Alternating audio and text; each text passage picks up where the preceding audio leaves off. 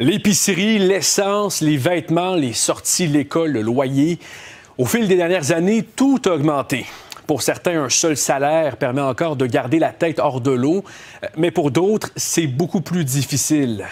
Plusieurs Québécois vivent d'une paye à l'autre et parfois doivent même cumuler 2 emplois pour y arriver, comme nous l'explique Audrey Folliot.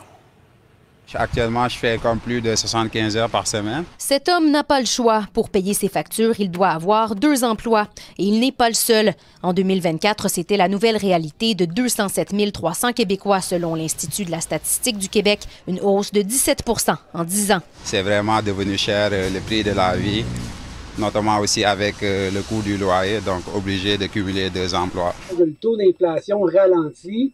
Ça n'empêche pas que le coût de la vie il est exorbitant depuis la pandémie, disons. L'inflation explique en partie ce phénomène, mais aussi la difficulté de trouver un emploi à temps plein. La grande majorité de ceux qui ont 2 emplois, à 87 % travaillent dans le secteur des services. 80 000 personnes, soit 38 % travaillent plus de 50 heures par semaine. Un train de vie qui a des conséquences sur la santé physique et mentale. C'est beaucoup de stress aussi qui vient avec le fait de ne pas savoir si on va y arriver.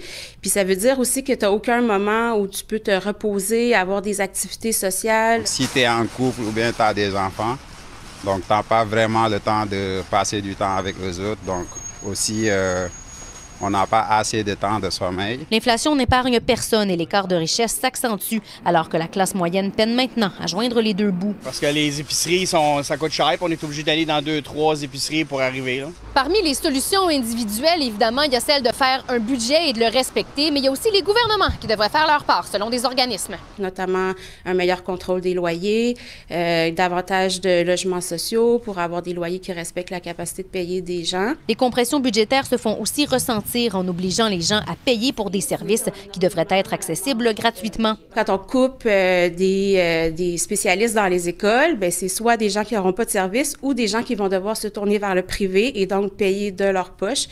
Même chose pour le système de santé. Les gens payent de plus en plus pour avoir un rendez-vous chez le médecin, une opération. Peut-on espérer que la situation s'améliore à court terme? Il faudra être patient.